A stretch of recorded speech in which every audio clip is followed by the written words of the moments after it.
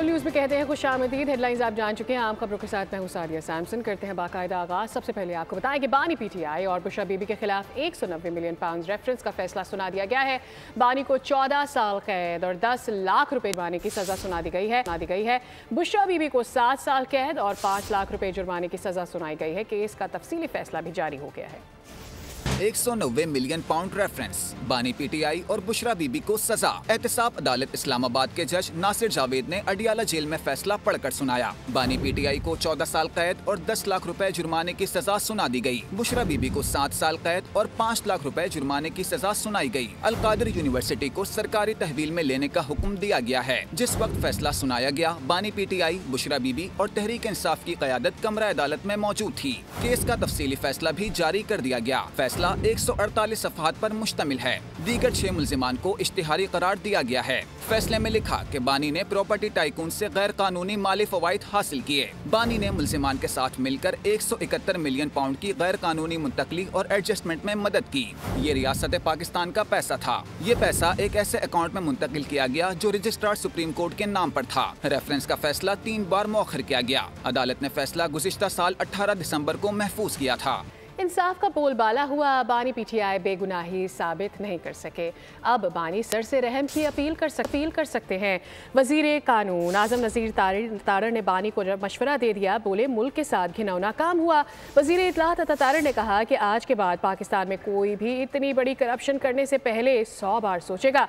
ये मुल्क की तारीख का सबसे बड़ा करप्शन स्कैंडल है। इनके हाथ करप्शन में रंगे हुए हैं। ख्वाजा आसिफ ने बानी पीटीआई को फ्रॉडिया करार दे दिया।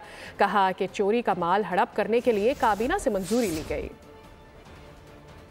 इसमें शहादतें रिकॉर्ड हुई हैं। बानी तहरीक इंसाफ के पास ये राइट था कि वो अपने डिफेंस में एविडेंस देते। रिहाई का सिर्फ एक और तरीका है और वो आर्टिकल 45 के तहत सदर मुमलिकत का इख्तियार है। ये एक बहुत घिनौना काम हुआ था मुल्क के साथ। तो मैं ये समझता हूँ कि आज इंसाफ का बोलबाला हुआ है। आज के बाद पाकिस्तान में इतनी मेगा करप्शन करते हुए कोई 100 बार सोचेगा। पाकिस्तान की तारीख का मेगा करप्शन का, रिश्वत का सबसे बड़ा केस था। ये बहुत बड़ा फैसला है पाकिस्तान की तारीख का। करप्शन साबित है और उसके साथ साथ रिश्वत साबित है। पाकिस्तान में कभी चोरी की वारदात की अप्रूवल जो है कबीना से किसी ने लेने की जरूरत नहीं की। इमरान खान ने यह भी किया जो सारी दुनिया को चोर कहता है। और अब ये जाने की तहरीक इंसाफ का 190 मिलियन पाउंड केस का फैसला चैलेंज करने का ऐलान। चेयरमैन पीटीआई बैरिस्टर गौहर कहते हैं कि हाई कोर्ट में फैसला जल्द चैलेंज करेंगे। फैसले से कोई हैरानी नहीं हुई है। फैसले के बावजूद हुकूमत से मुज़ाकरात जारी रहेंगे। अपोजिशन लीडर कौमी असम्बली उमर अयूब ने फैसले को पाकिस्तान की अदालती तारीख का स्याह तरीन फैसला करार दिया है। शिबली फराज ने कहा कि मुल्क में कानून और आइन की बालादस्ती नहीं है। हमारे खिलाफ तमाम केसेस सियासी हैं।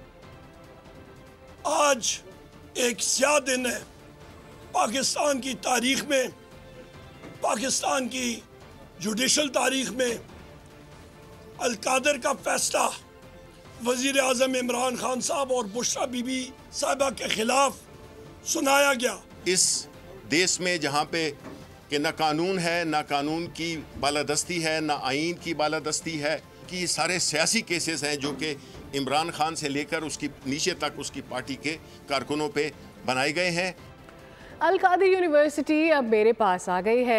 अब बच्चों को जादू तावीज़ नहीं सिखाया जाएगा। वज़ीर आला पंजाब मरियम नवाज़ का ओकाड़ा में तकरीब से खिताब। उन्होंने कहा कि ये पहला वज़ीर आज़म है जो चोरी करते हुए रंगे हाथों पकड़ा गया है।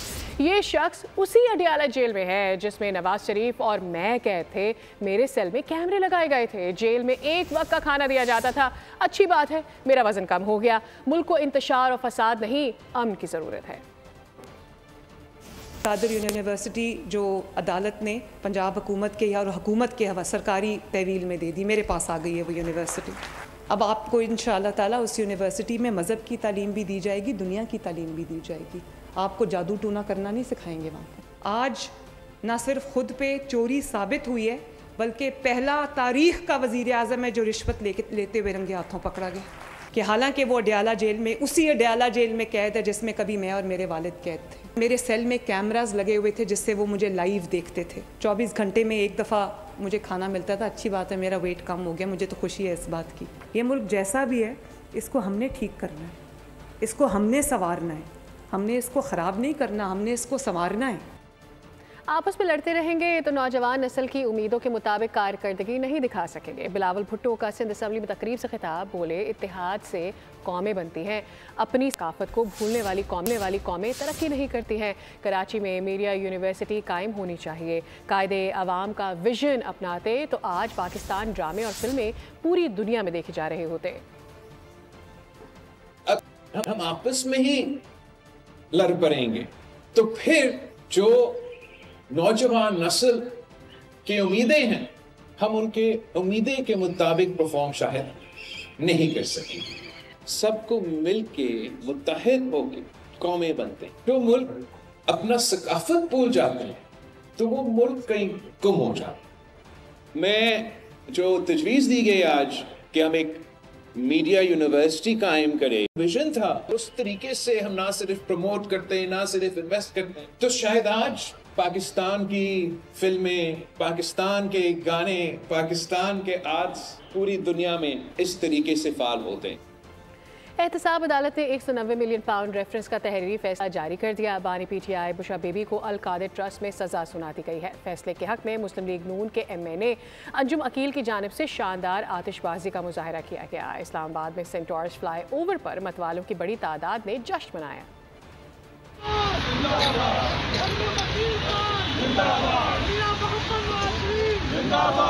आगे बढ़ते हैं, दीगर खबरें आपके साथ शेयर करेंगे। जुडिशल कमीशन का इजलास, चीफ जस्टिस की ज़ेर सदारत 2 अलग अलग इजलास हुए। इस्लामाबाद हाई कोर्ट के लिए आज़म खान और इनाम अमीन मिनहास की बतौर एडिशनल जज मंजूरी दे दी गई है।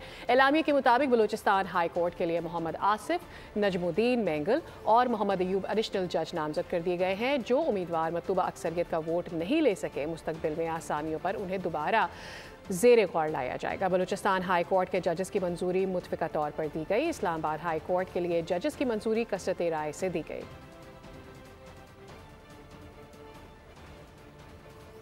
सुप्रीम कोर्ट में फौजी अदालतों के केस की समाअत पीर तक के लिए मुलतवी कर दी गई है। वज़ारत दिफा के वकील के दलाइल आज भी मुकम्मल नहीं हो सके हैं। जस्टिस जमाल मंतुकील ने कहा कि अदालती फैसले में 9 मई के मुल्ज़िमान को क्लीन चिट नहीं दी गई है और सवाल ट्रायल का है कि ट्रायल कहां पर होगा। जस्टिस मोहम्मद अली मजहर बोले कि जराइम कानून की किताब में लिखे हैं, अगर जुर्म आर्मी एक्ट में फिट होगा तो ट्रायल मिलिट्री कोर्ट में ही होगा। जस्टिस हसन अजहर रिजवी ने समाअत में कहा कि सुप्रीम कोर्ट पर भी हमला हुआ और वो भी संगीन था, सुप्रीम कोर्ट को भी शामिल करें।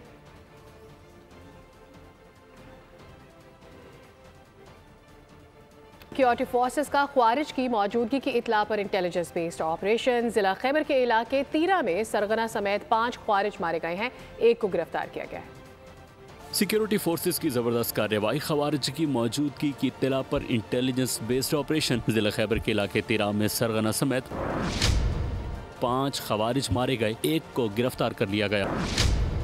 दहशतगर्दों के कब्जे से असलहा और गोला बारूद भी बरामद हुआ। ISPR के मुताबिक खारजी सरगना आबिदुल्ला उर्फ तुराब और उसके साथ ही सिक्योरिटी फोर्सेस और बेगुनाह शहरियों पर हमलों में मुलव्विस थे। इलाके में मुमकिन खारजियों को खत्म करने के लिए सैनिटाइजेशन ऑपरेशन भी किया गया। सदर मुमलिकत आसिफ अली जरदारी, वज़ीर आज़म या शहबाज शरीफ का 5 दहशतगर्दों को जहन्नुम वासिल करने पर सिक्योरिटी फोर्सेस को खिराज तहसीन। सदर ने सरगना अब्दुल्ला समेत 5 ख्वारिज को हलाक करने पर फोर्सेस की बहादुरी को सराहा है। उन्होंने कहा कि फोर्सेस दहशतगर्दी की इफरियत के खात्मे के लिए कार्रवाइयाँ कर रहे हैं। दहशतगर्दी के खात्मे तक फितना अल ख्वारिज के खिलाफ कार्रवाइयाँ जारी रहेंगी। वज़ीर आज़म शहबाज शरीफ ने कहा कि दहशतगर्दों के खिलाफ जंग में पूरी कौम फोर्सेस के साथ खड़ी है, मुल्क से हर किस्म की दहशतगर्दी के मुकम्मल खात्मे के लिए पुरअज़्म है। एक्सपो सेंटर कराची में लाइव स्टॉक की नुमाइश जारी है। दूध की पैदावार में बेहतरीन कारकर्दगी देने वाले मकामी नस्ल के जानवरों के साथ गोश्त की पैदावार के हवाले से भी बेहतरीन नस्ल के जानवर नुमाइश के लिए मौजूद हैं। हमारे नुमाइंदे गाजी झंडीर मौजूद हैं हसान गोट फार्म के स्टॉल पर। मज़ीद तफसीलात उन्हीं से जान लेते हैं। जी बिल्कुल, हम एक्सपो सेंटर में ही मौजूद हैं। यहाँ पर आज लाइव स्टॉक की नुमाइश शुरू हुई है कराची में। सिंध भर से मुख्तलिफ़ किस्म के जानवर लाए गए हैं। जहाँ पे मौजूद हूँ ये हसान गोट फार्म का स्टॉल है। हसान साहब से हम पूछेंगे और मालूम करने की कोशिश करेंगे। हसान साहब, कितना एक तादाद में आप बकरे रखते हैं यहाँ पर अपने फार्म में? फार्म पे हमारे पास हर साल 50-60 के करीब बकरे भी होते हैं और हम ब्रीडिंग पे भी काम कर रहे हैं। बकरियाँ भी हमारे पास हैं, तो कुल मिला के 100-120 जानवर हैं। जी, इन्वेस्टमेंट कर रहे हैं, ये बहुत अच्छा शौक़ है। कुर्बानी का शौक़ है, हलाल शौक़ है, हमारे नबियों का शौक़ है। और लेकिन मैं फिर वही वाली बात करूँगा कि पहले कोई भी काम में पैसे लगाने से पहले या उसमें आने से पहले उसको पहले समझ लें, उसका क्राइटेरिया समझ लें कि क्या है क्या नहीं है, क्योंकि ये बहुत मेहनत का काम है।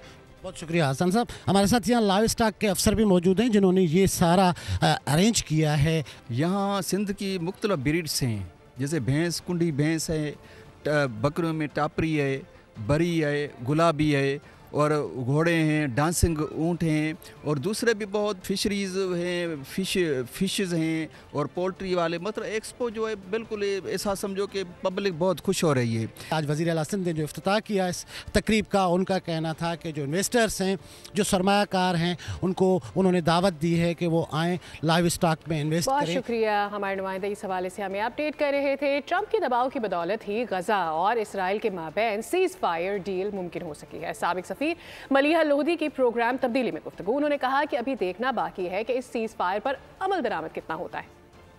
कि दबाव से ही इस वक्त जो सीज़ फायर की डील हुई है, हालांकि अभी फाइनलाइज होनी है वो, लेकिन अगर वो इंटरवीन ना करते तो ये तो 15 महीने से सदर बाइडन लगे हुए थे, लेकिन उन्होंने वो दबाव नहीं डाला इजरायली वज़ीर आज़म पे जो कि ट्रंप ने डाला।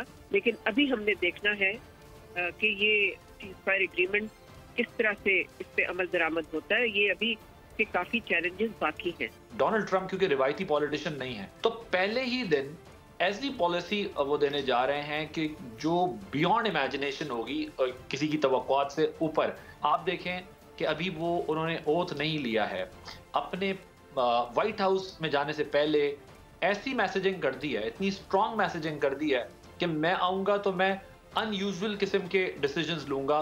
तो इसलिए जब वो ओथ लेंगे तो पहले ही दिन ये कहा जा रहा है कि इस तरह के डिसीजंस होंगे कि दुनिया के लिए हैरानकुन होंगे, खुद अमेरिका के लिए हैरानकुन होंगे। अमरीकी सदारती दंगल ट्रंप के नाम रहा। 235 साल अमरीकी तारीख में अब तक 46 सदूर ने हुक्मरानी की है। कई सदर 2 बार भी मुंतखब हुए हैं। ट्रंप 45वें सदर की हैसियत से दूसरी बार कुर्सी पर विराजमान होने जा रहे हैं। इसके साथ ही हमारा 11 बजे का बुलेटिन अपने इख्तिताम को पहुंचा। अपडेटेड रहने के लिए विजिट कीजिए हमारी वेबसाइट bolnews.com। देखते रहिए बोल न्यूज़।